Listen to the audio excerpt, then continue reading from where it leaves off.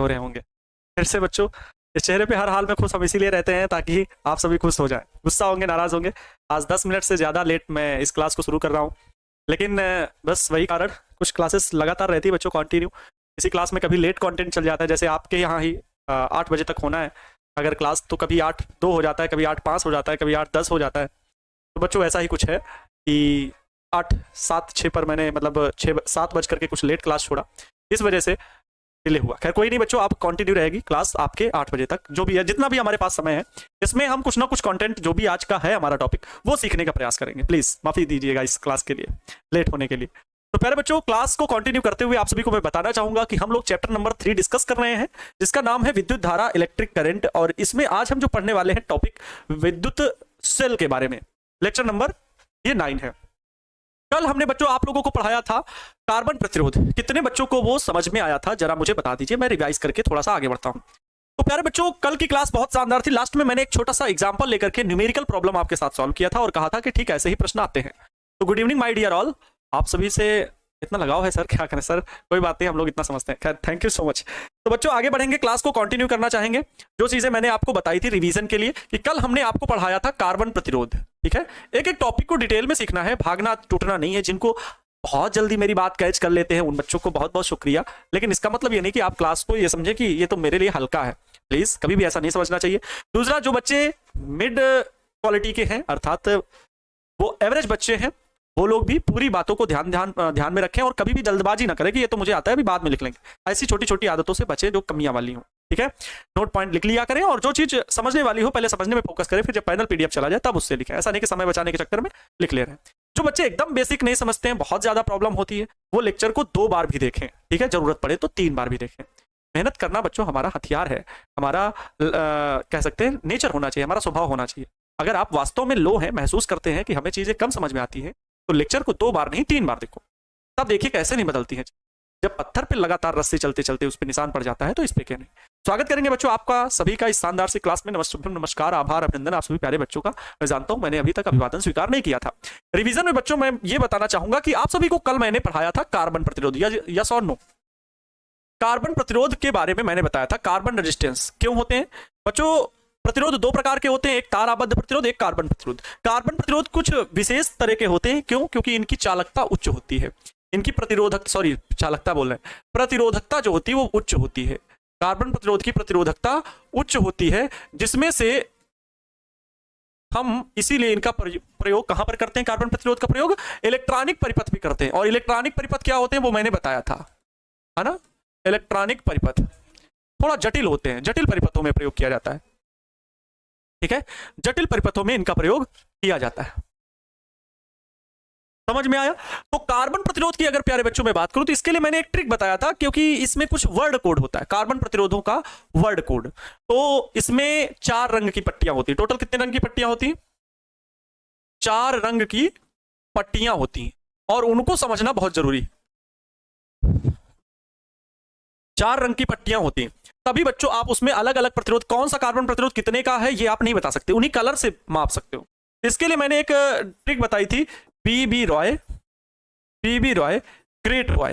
PB Roy कैसा boy है? Great boy है। ठीक है, पीबी रॉय ग्रेट बॉय। और अगर ग्रेट है तो वो क्या, उसके पास क्या होगा? वेरी गुड वाइफ होगी। Sir very good wife, sir wife का नाम लेते हैं मेरा दिल खुश हो जाता है, वेरी गुड वाइफ। और अगर अच्छी सुंदर पत्नी है तो वो क्या क्यों सुंदर दिखेगी? क्योंकि वो पहनेगी गोल्ड सिल्वर, पहनेगी मतलब सोना चांदी और नेकलेस, है ना। तो बच्चों ये चीजें मैंने बताई थी। मैंने कहा था इनको याद रखने की ट्रिक क्या है। सबसे पहला बी मतलब बच्चों ब्लैक मतलब काला, काला रंग। बी मतलब ये बी का मतलब ब्राउन होगा, इस आर का मतलब रेड होगा, ओ का मतलब ऑरेंज होगा, वाई का मतलब येलो होगा, जी का मतलब ग्रीन होगा, बी मतलब ब्लू होगा। देखो बी 3 बार आया, लेकिन पहला काला, फिर भूरा, फिर नीला। और ये वी क्या होगा? वायलेट होगा। और ये जी क्या होगा? ग्रे होगा। और ये वी मतलब व्हाइट होगा। और ये गोल्ड मतलब सुनहरा, सुनहरा। और सिल्वर मतलब चांदी कलर। और नेकलेस मतलब नो कलर, नो कलर। ये चीजें याद होनी चाहिए। इनका गुणांक कितना है? ब्लैक के लिए 0, टी के लिए 1, आर के लिए 2, इसके लिए 3, इसके लिए 4, इसके लिए 5, इसके लिए 6, इसके लिए 7, इसके लिए 8, इसके लिए 9, इसके लिए कुछ नहीं। सार्थक अंक इनके लिए नहीं होते, इनके लिए परसेंटेज होता है। सुनहरे के लिए 5%, चांदी के लिए 10%, और इसके लिए नो कलर के लिए 20%। ये होता है परसेंटेज। इनका गुणांक कितना होता है? 10 की घात 0, मतलब बराबर 1 लेंगे जब भी लेंगे। 10 की घात 1, 10 की घात 2, जितना सार्थक अंक इतने 10 की घात लगा दो 3, 10 की घात 4, 10 की घात 5, 10 की घात 6, 10 की घात 8, 10 की घात 10 की घात 7, 10 की घात 8, 10 की घात 9। ये गुणांक होते हैं। ये गुणांक, ये सार्थक अंक, और ये रंगों को याद रखने की ट्रिक है जो मैंने कल बताई थी। कुछ बच्चों को हो सकता है आज समझ में ना आ रहा। सर टारगेट बोर्ड का बुक कब आएगा? बच्चों बुक 11th की छपाई गई थी और उसमें बहुत ज्यादा लॉस भी देखने को मिला। तो मैंने तो अपनी तरफ से पूरा काम कर दिया बच्चों। मैंने हैंड रिटन भी बना दिया, टाइप भी बहुत ज्यादा करवाया, अपनी तरफ से मैं पूरी तैयार हूं। अब ऑर्गेनाइजेशन को भी देखना पड़ता है कि उसमें क्या प्रॉफिट एंड लॉस हो रहा है, क्या संसाधन चलाया जा सकता है उस तरह से। मानते हैं कि आपको लगेगा कि बुक छप जाएगी, बिल्कुल अच्छा होगा, हमारे लिए भी सुविधाजनक होगा, मेरे बच्चों के लिए भी सुविधाजनक होगा, और ऑर्गेनाइजेशन के लिए भी सुविधाजनक होगा।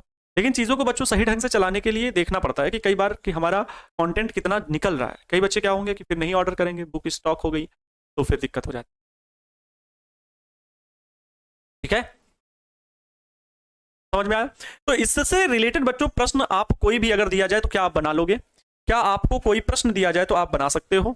एक प्रश्न आप बताओ मुझे। ये बच्चों प्रश्न है एक दिए गए चित्र में, और दिया गया चित्र क्या है? ये बच्चों है कार्बन प्रतिरोध।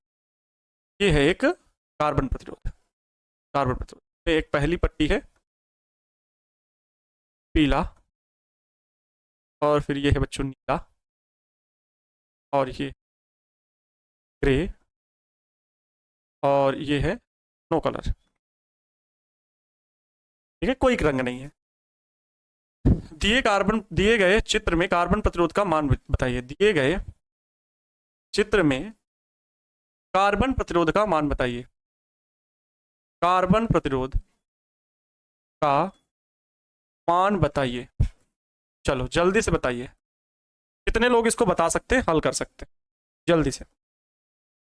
जल्दी से हल करिए। कुछ लोग कह रहे हैं नहीं समझ में आया।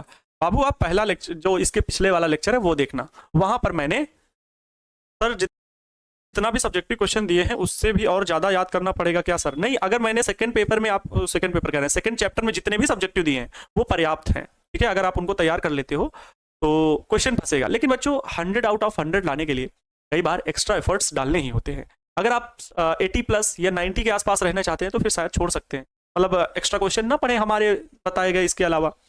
ठीक है, लेकिन गेस्ट क्वेश्चंस अभी जब आएंगे तो उसमें हो सकता है उसके अलावा भी एक्स्ट्रा क्वेश्चंस कुछ मुझे क्वेश्चन बैंक में देखने को मिले, तो मैं क्वेश्चन बैंक के अकॉर्डिंग कुछ परिवर्तन कर दूं। ठीक है, तो इसलिए ये मान के चलें कि 80% प्लस श्योर आना है जितना मैं सब्जेक्टिव पढ़ा रहा हूँ, जितने सब्जेक्टिव दे रहा हूँ। लेकिन सारे नहीं देता हूँ मैं, बुक की तरह की लगातार छाप दिए नहीं, उसमें कुछ छोड़ देता हूँ।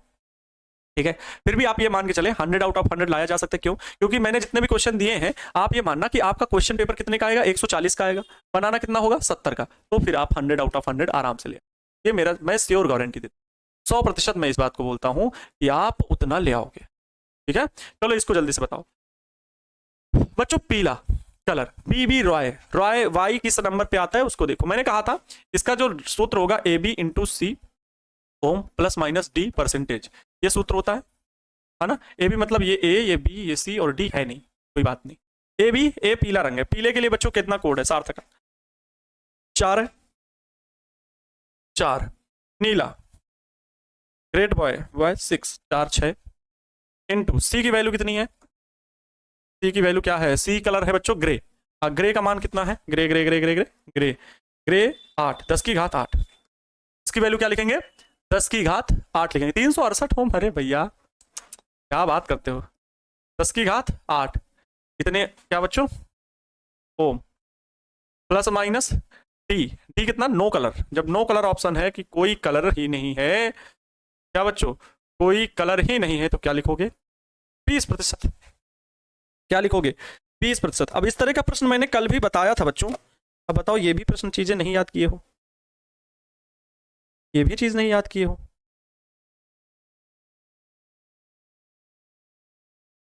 क्लियर? 368 ओम नहीं, ये गलत लिख रहे हो। 10⁸ ओम, ये +-20, ये कहाँ से आप 368 लिख रहे हो? बिल्कुल गलत है। सीधे यही बच्चों ओम इसका मान हो जाएगा। यही क्या हो जाएगा? इतना आंसर हो जाएगा। इतना क्या हो जाएगा आपका बच्चों? आंसर हो जाएगा। यही आपका आंसर है, इसके अलावा कुछ आपको खोजना ही नहीं। तो इसी प्रकार का क्वेश्चन आपके एग्जाम में आएगा। सर कल वाला गलत है। क्या कल वाला गलत है? देख लेना थोड़ा सा, कहाँ अगर मैंने कुछ मिस्टेक किया हो। चांदी का 15% कल नहीं, नो कलर है ना यहाँ तो नो कलर के लिए, नो कलर के लिए हम क्या चूज करते हैं? 10⁸ कैसे बच्चों? सी का गुणांक होता है। ये सी क्या है? गुणांक। सी रंग का गुणांक लिखा जाता है। और सी कलर का ये कहाँ गया सी? जी ग्रे, तो सॉरी ग्रे ही तो है। हाँ हाँ ग्रे, हाँ ठीक है। सी कलर क्या है? ग्रे। और ग्रे का बच्चों तीसरी रंग की पट्टी का क्या लिखा जाता है? गुणांक लिखा जाता है। ग्रे 10⁸ है भैया, ये गुणांक का मान है, गुणांक। इसका गुणांक लिखना होगा। और ये दो क्या? दोनों के सार्थक अंक। इन दोनों के सार्थक अंक। मैं क्या कह रहा हूं, कल का लेक्चर आपको याद नहीं है। कल का लेक्चर इसका मतलब आपको याद नहीं है, तभी आप ऐसी बात कर रहे हो। और कल का अगर न्यूमेरिकल गलत बोल रहे हो तो मतलब हम परसेंटेज में कुछ गलत किए थे क्या? चांदी का था तो अगर जो भी हो, गोल्ड सिल्वर था तो सिल्वर के लिए बच्चों 15%, 10% है क्या? वो लिख लोगे, ठीक है। चांदी का 15% होगा। कल वाले में, कल वाला हमने क्या बताया था? कल, अच्छा कल वाला तो पैनल पीडीएफ मेरे पास बच्चों है भी नहीं। कल वाला तो मेरे पास पैनल पीडीएफ भी नहीं है। वो कैसे होगा? कल वाला तो मेरे पास पैनल पीडीएफ भी नहीं है। 15% कैसे होगा? 5% होगा। गोल्ड सिल्वर के लिए 10% होगा। सर कल आप गुणांक, अरे भैया प्रभु, क्या गलत हो गया? क्या सर सही था? बिल्कुल कल 10% बताए थे, 10% बता तो रहे हैं हम। कहाँ यहाँ पर कुछ गलत कर रहे हैं? क्या गलत कर रहे हैं? डी नो कलर है, और नो कलर के लिए यहाँ पर बताया गया था नो कलर 20%। नो कलर 20% लिया जाएगा। कल के लिए सोचो, याद करो। और क्या बताए थे? 10% ही है सर, बिल्कुल सही। चांदी का 5% नहीं है, गोल्ड का है। सर सही था। कल गुणांक तो नहीं लिखे थे। अरे भैया बबुआ, क्या बात करते हो? प्लीज, यही है आप लोग बहुत बहुत पढ़ते नहीं हो, रिवाइज नहीं करते हो। कल गुणांक में बच्चों यहाँ पर जो प्रश्न था ना, वो यहाँ पर तीसरा कलर जो था ना, वो ब्राउन था, भूरा। और भूरा बच्चों सी की 10⁸ ना करके भूरा भूरा भूरा 10⁸ एक लिखा नहीं जाता, सीधे 10 लिखा गया था। केवल गुणे में 10 लिखा गया था, 10⁸ नहीं लिखा था गया था। जो रंग होगा उसका ना गुणांक लिखेंगे। हमने बताया था पहले 2 रंगों के सार्थक अंक, फिर दूसरा गुणांक, फिर तीसरा कलर प्रतिशत। इतना सरल था, इतना बताया। मतलब ये आज मुझे रिवाइज कराना ही नहीं चाहिए था वैसे, सही बताऊं तो। कल का ही आप देख लेते सही। कल 15% बताए थे हम। क्या जल्दबाजी में 15%? कोई हल करते करते हम लिख दिए होंगे तो बात अलग है, लेकिन हमने लिखाते समय 10% बच्चों बताया होगा। बताओ, क्या मैंने लिखाते समय 10% लिखाया था? अगर बताते समय कहीं पर मैंने मिस्टेक कर दी हो जल्दबाजी में, अगर मैंने लिखाते समय मिस्टेक कर दी हो, हल करते समय 15%, तो बात अलग की है। और पैनल पीडीएफ में वैसा जा सकता है फिर। अच्छा रुकिए, मैं न्यूमेरिकल वो देख ही लेता हूँ, ठीक है। आप लोग मुझे ना कुछ बोलो भाई, रुकिए। आप लोग क्या बोल रहे हो? फाइनल पीडीएफ देख लूं?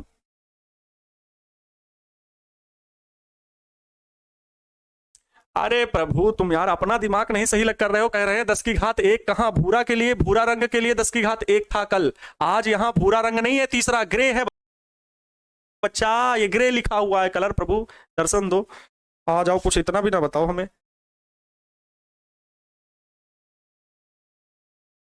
एक भी बच्चे का गलत कमेंट आता है ना तो मुझे खटकने लगता है कि आखिर क्यों। पीडीएफ एक सेकंड।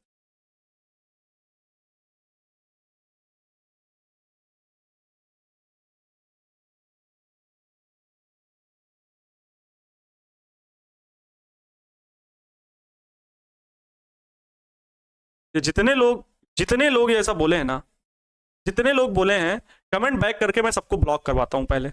रुको, ये क्या लिखा हुआ है? ये कल का पैनल पीडीएफ है, जरा देखो। यहाँ पे लिखा हुआ है सुनहरा चांदी कोई रंग नहीं, 5%, 10%, 20%। हल करते समय देखो, 47 गुणे 1, एक मतलब यहाँ 10 होना चाहिए था। क्या है? भूरा है। अच्छा यहाँ 10 था, यहाँ पे 10 था, 10 नहीं लिखे, 0 नहीं लिखे, बाकी ±5%। ये 5% लिखे हैं। सुनहरा रंग है, ये देखो, सुनहरे के लिए 5% लिखा जाता है। कहाँ 15 है?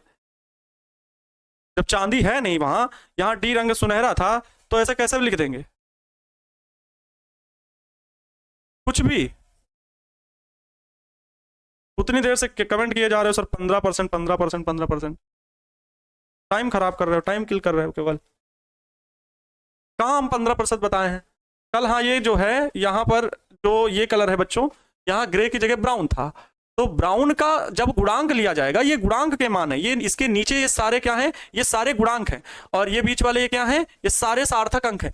इन तीनों के लिए सार्थक अंक नहीं लिया जाता ना गुणांक, इनके लिए केवल ये परसेंटेज, ये तीनों परसेंटेज पे ध्यान होता है।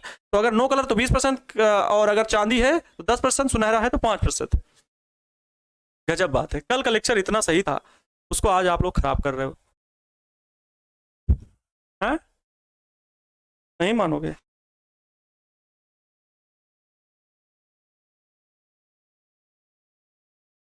नहीं मानोगे ऐसे? आज पढ़ाई कम होगी, आज मार धाड़ होगी, मार धाड़ वाले सर जी, मार काट होगी आज यहाँ पर। आज कुछ नहीं होगा, आज केवल मार काट करेंगे हम। मम्मी पापा तो नहीं देख रहे हैं, अकेले में जाओ इधर शांत जगह पे बैठो। आज तुम लोगों को मार पड़ने वाली है, तो फिर दोनों हाथों से ऐसे खींच के मारेंगे, पीछे घूमो, पीठ पे देंगे ऐसे धड़ाम से। सर एक और क्वेश्चन दीजिए, हमको बख्श दो बस, आप बता रहे हैं, एक भी क्वेश्चन नहीं बताएंगे। एक क्वेश्चन बताए, हम सोचे रिवाइज करा दें, तो उसमें बताने लगे कि ये सी नहीं तो 5 नहीं तो 15 नहीं। अब भाई हमने भी सोचा कि भाई कल के पैनल पीडीएफ में शायद हो गया हो कि 5 को मैंने 15 लिख दिया हो, तो मैं भी चेक करने लगा, और एक लोग नहीं 2-4 लोग 15-15 लिख रहे थे। 15 पढ़ेंगे, 15 सुबह तक याद रहेगा, रात भर सो नहीं पाओगे। बताइए, गलती है ये चीज मैंने बता दिया बच्चों कि सीधे। अब इसी वजह से मैं इनको इतना डिटेल में नहीं जा रहा हूं कि ए बी सार्थक अंक के 2 रंग जो है इनके केवल सार्थक अंक लिखते हैं, जो सी होता है वो तीसरा रंग होता है, तीसरे रंग का गुणांक लिखते हैं। तो इतना मैं डिटेल में अब नहीं जा रहा हूं, क्योंकि कल मैंने इस सूत्र को कैसे हल करना है वो मैंने कल डिटेल में पढ़ा दिया था, एक क्वेश्चन हल भी कर दिया था। अब उसको आज मैं फिर कराऊं तो ये तो हो जाएगा कि बहुत देर लग रहा है। सर हमको मारिए, नहीं सुधरते नहीं हो, एकदम गुस्सा आती है, फिर बहुत गुस्सा आती है। एक क्वेश्चन अच्छा और देखो, एक क्वेश्चन और देखो तब मानोगे। एक क्वेश्चन और देख लो, नहीं तो कहोगे सर नहीं समझ में आया। ठीक है, अच्छा कभी ऐसा नहीं कि जरूरी कार्बन प्रतिरोध ही दे, कभी ये दे देगा और कहेगा इसका कार्बन प्रतिरोध बताओ कि कौन कौन से रंग प्रयोग किए गए हैं। ठीक है, कौन कौन से रंग प्रयोग किए गए हैं कार्बन प्रतिरोध बना के बताओ, तब हो सकता है। जैसे मैं यहां पर बता रहा हूं, रुकिए, एक प्रश्न है बच्चों, 3, 5 गुणे 10 की घात में 3 ओम प्लस माइनस 10% दिए गए प्रतिरोध को, दिए गए कार्बन प्रतिरोध में कौन से रंग हैं, दिए गए कार्बन प्रतिरोध में कौन से रंग हैं, कौन से रंग की पट्टियां हैं, कौन से रंग की पट्टियां हैं। अब बच्चों पता क्या है, ये ऑब्जेक्टिव में पूछ लेगा, ऐसे बना ये मान दे देगा, ये मान दे देगा और कहेगा कौन से रंग की पट्टियां हैं, option A, option B, option C, option D, ऐसे ऑप्शन दे देगा और कहेगा बनाओ। समझ में आई बात? तब फिर आपको ऑप्शन खोजने होंगे।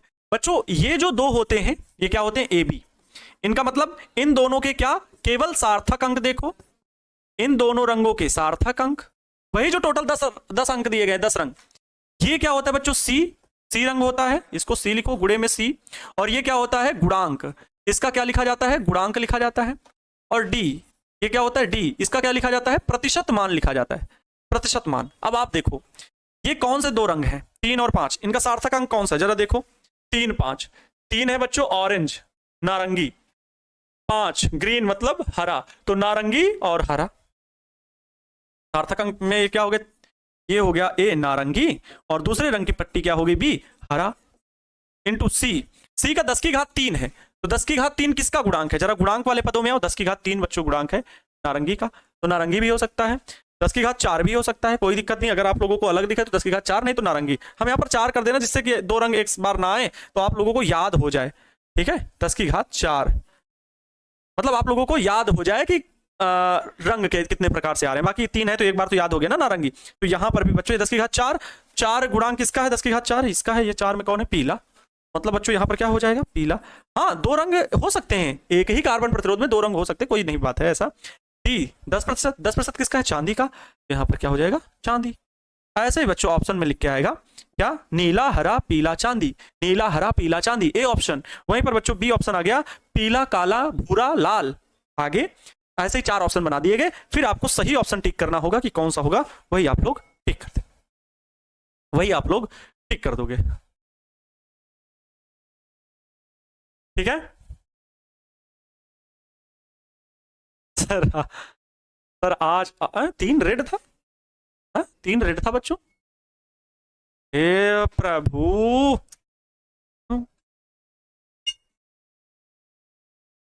3 रेड वाला कौन है? सर आपके नॉलेज का कितना प्रतिशत हम लोगों को मिलता है? तुम लोगों को मिलता नहीं, तुमने हमारा दिमाग खा दिया है। अब ये देखो, ये वहां से बोल रहे हैं कि सर लाल रंग पे 3। अरे भैया ये BBR मतलब ये ब्लैक ब्राउन रेड, ये तीसरे नंबर पर आता है, लेकिन यहां 0 से शुरू है। वहां से ये 0 से शुरू है महापुरुष। ये अगर महाराणा प्रताप के बाद किन्हीं महापुरुषों में नाम आता है वो आपका है। ये 0 से शुरू होता है, तो 0 1 2 ये दूसरे नंबर पर है लाल।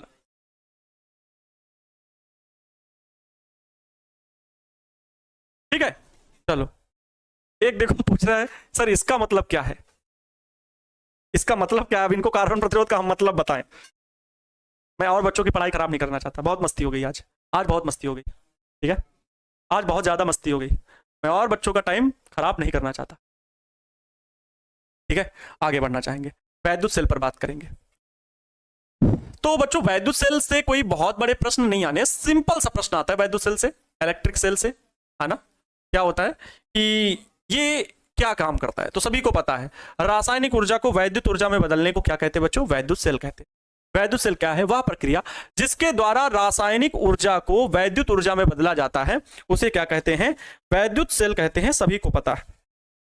ठीक है, लिख देंगे हम वह प्रक्रिया, वह प्रक्रिया, वह प्रक्रिया जिसमें वैद्युत ऊर्जा को, सॉरी, जिसमें रासायनिक ऊर्जा को वैद्युत ऊर्जा में परिवर्तित किया जाता है, जिसमें रासायनिक ऊर्जा को वैद्युत ऊर्जा में परिवर्तित किया जाता है। सिंपल सी बातें हैं, ये पता होंगी। अच्छा आपको बता दें, वैद्युत सेल के बारे में डिटेल में आप केमिस्ट्री में पढ़ते हो, जिसमें रासायनिक ऊर्जा को वैद्युत ऊर्जा में परिवर्तित किया जाता है, वैद्युत ऊर्जा में परिवर्तित किया जाता है, परिवर्तित किया जाता है। वह प्रक्रिया जिसमें रासायनिक ऊर्जा को वैद्युत ऊर्जा में परिवर्तित किया जाता है, उसे वैद्युत सेल कहते हैं। उसे क्या कहते हैं? वैद्युत सेल कहते हैं, वैद्युत सेल कहते हैं।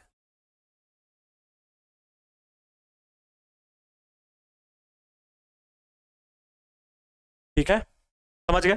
अब वैद्युत सेल कैसे बनता है, कैसा होता है, ये तो सर हमें पता है, पहले से पता है, वो तो हम बताते नहीं है आपको, इसलिए क्या आप कहोगे सर बड़े बच्चे बड़े हो गए। सर वो तो हम आपको बताते नहीं, लेकिन हमको पता है सर। आप बताएं ना बताएं हम जानते हैं, आप बताएं ना बताएं हमें कोई दिक्कत नहीं है, लेकिन हम आपको बता दे रहे हैं, हम एक एक चीज जानते हैं वैद्युत सेल के बारे में।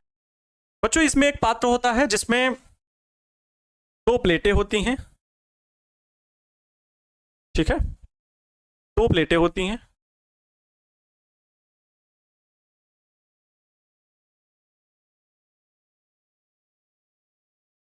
ये 2 प्लेटें हो गई। एक बच्चों क्या होती है? ऋणावेशित होती है,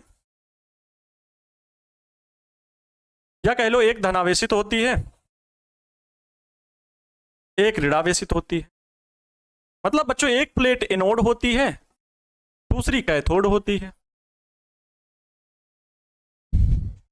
ठीक है बच्चों, आपको जो सेल है ना वो कई प्रकार से केमिस्ट्री में बताए जाएंगे, तो केमिस्ट्री में सुन करके कंफ्यूज मत होना कि धन प्लेट को वो कैथोड कहेंगे और ऋण प्लेट को वो एनोड कहेंगे। तो वो रासायनिक प्रक्रियाएं हैं जिनमें एनोड प्लेट कैथोड प्लेट के आवेश चेंज होते हैं। वो विद्युत सेल कैसे परिवर्तित करने की प्रक्रिया को वो रासायनिक मतलब रसायन विज्ञान में समझाया जाता है केमिस्ट्री में। अभी के लिए इतना आप समझो कि ये साधारण रूप से जो आप मार्केट में सेल देखते हो, फिजिक्स का काम यहाँ पर सेल बना हुआ जो था उस पर काम करने की जरूरत थी, तो यहाँ पर बस उतनी बात बतानी है। बच्चों इनके मध्य क्या करते हैं कि हम एक प्रतिरोध या कोई भी चालक जोड़ दें तो विद्युत धारा धन प्लेट से प्रवाहित होती है ऋण प्लेट की ओर, ऐसे नहीं प्रवाहित होगी। बच्चों ये क्या होता है कि ये दोनों प्लेटें क्या होती हैं? एक रासायनिक पदार्थ में डूबी होती हैं। किस में डूबी होती है बच्चों? रासायनिक पदार्थ में डूबी होती है और इस रासायनिक पदार्थ को वैद्युत अपघट्य कहते हैं। ठीक है, इस रासायनिक पदार्थ को वैद्युत अपघट्य कहते हैं। इस रासायनिक पदार्थ को क्या कहते हैं? वैद्युत अपघट्य कहते हैं। इसको क्या कहते हैं? वैद्युत अपघट्य कहते हैं। वैद्युत अपघट्य, इस रासायनिक पदार्थ को वैद्युत अपघट्य कहते हैं। ध्यान से सुनेंगे कि इसमें क्या होती है। वैद्युत सेल में दो प्लेटें होती हैं, धातु की दो प्लेटें होती हैं, जो बच्चों एनोड तथा कैथोड होती हैं।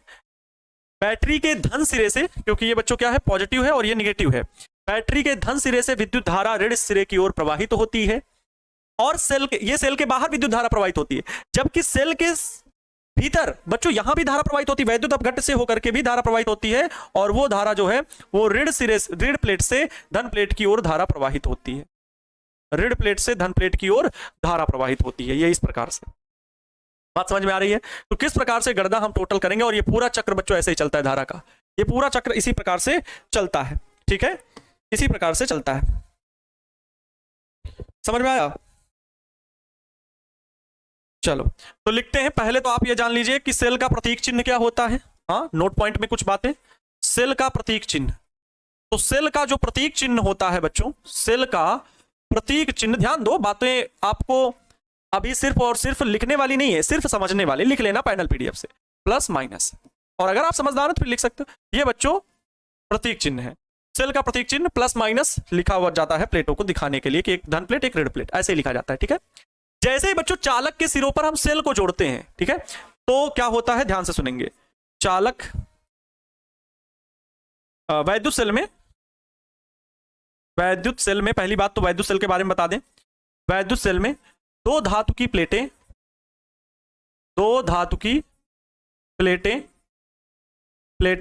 एनोड तथा कैथोड होती हैं। एनोड तथा कैथोड होती हैं, और रासायनिक पदार्थ जिसे हम बच्चों क्या कहते हैं, वैद्युत अपघट्य। रासायनिक पदार्थ को क्या बोलेंगे? वैद्युत अपघट्य बोलेंगे। और रासायनिक पदार्थ में दोनों प्लेटें डूबी होती हैं। रासायनिक पदार्थ में दोनों प्लेटें डूबी होती हैं। अब आगे की कहानी क्या है कि जब सेल को किसी चालक से जोड़ा जाता है, क्या बच्चों, जब सेल को किसी चालक से, देखो यहां चालक जोड़ा गया है, जब सेल को चालक से जोड़ा जाता है, चालक से जोड़ा जाता है, तो सेल के बाहर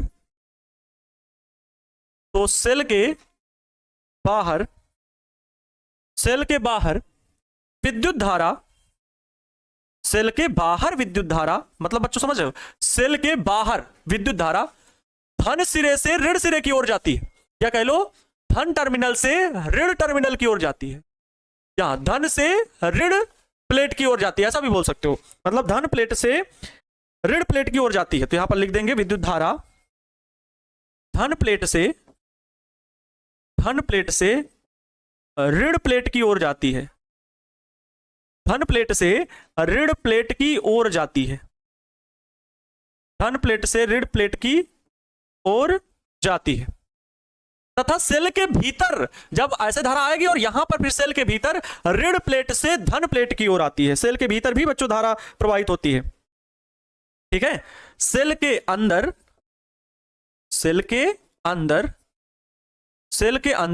ऋण प्लेट से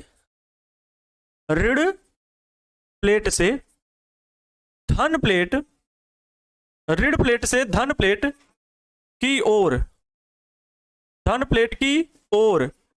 धारा प्रवाहित होती है।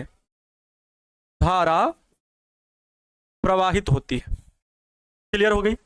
ये बहुत इंपॉर्टेंट बातें हैं जो विद्युत सेल की प्रक्रिया में दिख रही हैं। ठीक है, समझ में आया विद्युत सेल के बारे में? थोड़ी सी बातें हैं। अब सेलों को जोड़ करके ही बच्चों बैटरी बनाई जाती है। सेल के बारे में हो गई। सेल के संबंध में जितनी बातें जरूरी बच्चों हैं वो मैंने पूरी बता दी।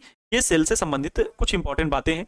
ये बच्चों परिभाषा है सेल की, और इससे संबंधित एक ऑब्जेक्टिव बन जाता है क्या कि वैद्युत सेल का क्या कार्य है। तो फिर ये परिभाषा ही लिखी होती है, निम्न में से कौन सा ऑप्शन वैद्युत सेल के लिए सही है, कौन सा कथन सही है। तो ये ऑप्शन लिखा जहां मिले ठीक कर देना, क्या रासायनिक ऊर्जा को वैद्युत ऊर्जा में विद्युत सेल बदलता है। कुछ चीजें ये भी हैं कि सेल के बाहर किस ओर धारा प्रवाहित होती है, तो सेल के बाहर धन प्लेट से ऋण प्लेट की ओर, धन प्लेट से ऋण प्लेट की ओर, और सेल के भीतर ऋण प्लेट से धन प्लेट की ओर धारा प्रवाहित होती है। ये इस प्रकार से हो गया बच्चों, ठीक है।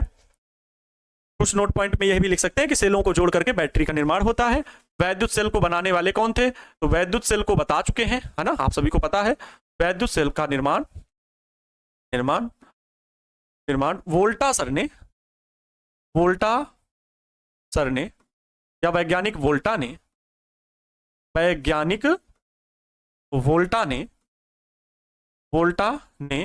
सन 1800 में किया था, सन 1800 ईस्वी में किया था, ठीक है, किया था, याद रखेगा, ठीक है। सेलों को जोड़कर बैटरी का निर्माण किया जाता है। एक सेल नहीं होते बच्चों, जो आपके घरों में बैटरी वगैरह मिले ना, तो सेलों को जोड़कर बैटरी का निर्माण किया जाता है। सेलों को जोड़कर बैटरी का निर्माण किया जाता है, बैटरी का निर्माण किया जाता है।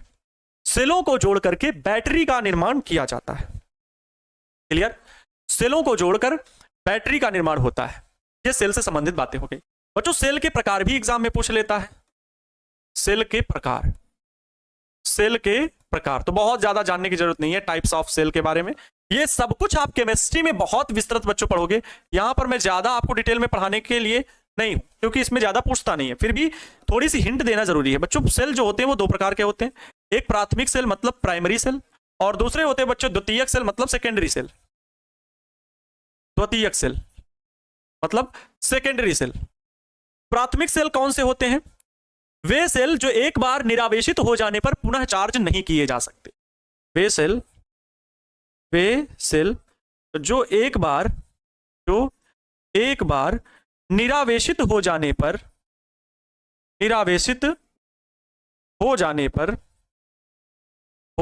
पर पुनः आवेशित नहीं किए जा सकते। आवेशित मतलब चार्ज नहीं किए जा सकते, पुनः आवेशित नहीं किए जा सकते, उन्हें प्राथमिक सेल कहते हैं। प्राथमिक सेल कहते हैं मतलब बच्चों उनमें रासायनिक सेल जो रासायनिक पदार्थ है हमें दोबारा ही भरना पड़ेगा, इसके अलावा कोई दूसरा रास्ता नहीं है, ठीक है। जैसे कौन से सेल, जैसे बच्चों डेनियल सेल, लेक्लांसे सेल जो आपके रिमोट में पड़ता है, ठीक है, रिमोट में प्रयुक्त होने वाला सेल, शुष्क सेल जिसे बोलते हो। अच्छा, तो शुष्क सेल में ही श्रेणी में बस ऐसे लिख दो, डेनियल सेल, लेक्लांसे सेल आदि, ठीक है। अब द्वितीयक सेल क्या होते हैं, द्वितीयक सेल क्या होते हैं,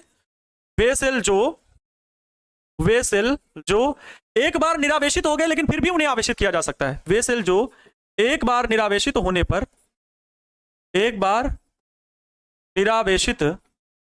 पुनः फिर आवेशित किया जा सकता है, पुनः फिर आवेशित किया जा सकता है, उन्हें द्वितीयक सेल कहते हैं।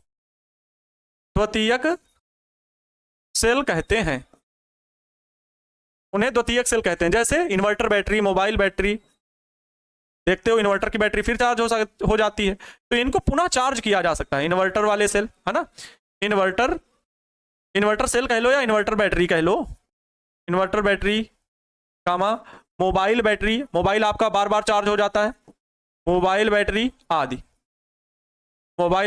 आदि, इन्हें पुनः बच्चों चार्ज किया जा सकता है, ठीक है। क्लियर हो गया, ये दोनों पॉइंट्स हो गए, प्राथमिक सेल और द्वितीयक सेल। बच्चों आज मैं देख पा रहा हूं कि अगर मैं अब जो पढ़ाऊंगा वो विद्युत वाहक बल और सेल का आंतरिक प्रतिरोध होगा, विद्युत वाहक बल और आंतरिक प्रतिरोध होगा। सेल के सीसा संचायक सेल, कुछ और चीजों के बारे में भी बता देंगे, है ना, लेकिन आज मुझे बहुत अफसोस है कि मैं सिर्फ और सिर्फ 2 3 4 पेज हैं मेरे पैनल पीडीएफ के, जो कि कभी होता नहीं है।